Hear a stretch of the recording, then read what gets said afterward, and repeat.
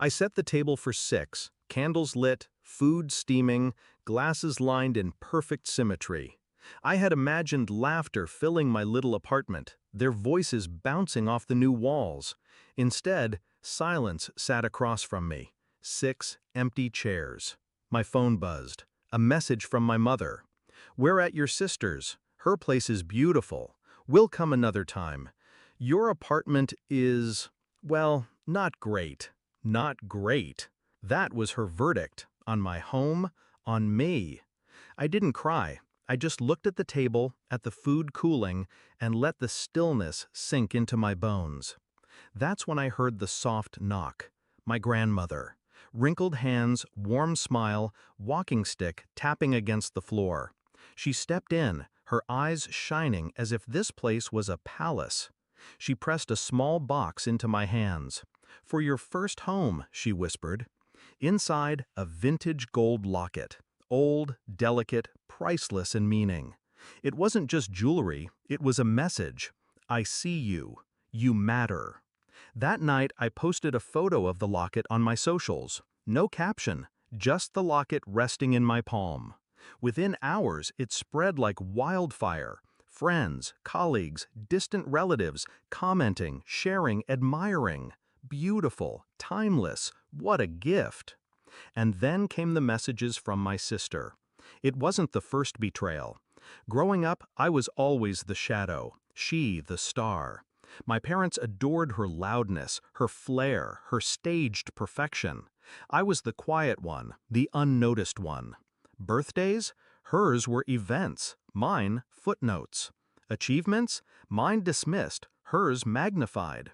If I got a new dress, she borrowed it before I wore it. If I saved money, she found a way to spend it. I told myself it didn't matter, that one day they'd see me, that building my own life, my own home, would finally turn their heads. But the night of my housewarming, when they chose her over me, I understood the truth. They never would, unless I forced them to. Her first text after the locket photo was innocent. "Where did you get that? It looks expensive." I didn't reply. The second one came sharper. "Mom says you shouldn't flaunt gifts. People will think you're showing off." Then, "Delete it. You're embarrassing the family." I smiled. The shift had begun. Because what my sister hated most wasn't me being ignored. It was me being noticed. I planned carefully. First, I let the photo breathe. I posted nothing else. Just silence, letting people's attention linger on that single image. Then, a week later, I posted a shot of my apartment. Sunlight streaming through the window, the locket hanging from the curtain rod. Minimal caption, "Home." The comments exploded. "So cozy, elegant, you've got taste." Soon, whispers started. Relatives calling me, not her. Friends inviting me to gatherings, asking about my style, my choices. Suddenly, the spotlight tilted, and my sister felt it. She texted again. "Why are people asking about your place? You live in a shoebox." I didn't reply. Then came the party. Not mine, hers. A dinner with family, her usual arena for showing off. I went, calm, deliberate, wearing the locket. The moment I walked in, people noticed. Compliments flew. Even the relatives who used to ignore me leaned close, asking, "Where did you find something so exquisite?" I saw it in her face, the tightening jaw, the forced smile. And when my mother reached for the locket, saying, "It's beautiful. I've never seen you wear jewelry like this," I delivered the blade, soft but sharp. It was Grandma's gift. She said it belonged to someone who would cherish it. A silence settled. Eyes flicked to my grandmother, who nodded gently, confirming every word. My sister's smile cracked. My parents looked caught, almost guilty, as if for the first time they'd realized what they had abandoned that night. That was the moment I knew I had turned the tide.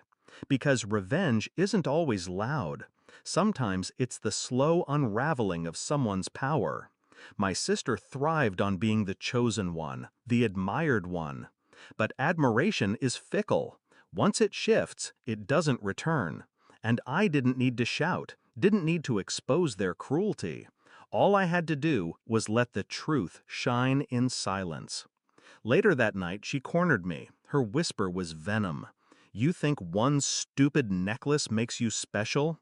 I met her eyes, calm. "No, respect makes me special. Something you'll never have." Her face burned. She turned away, but the damage was already done. The family saw it. The balance had shifted. Now, when I sit in my apartment, alone but no longer invisible, I run my fingers over that locket. Not because it's gold, not because it's beautiful, but because it's proof. That night, when they left me behind, I thought I was nothing. But my grandmother, she knew better. She gave me more than a gift. She gave me the weapon I needed, and I used it. I don't need their approval anymore. I don't crave their attention. I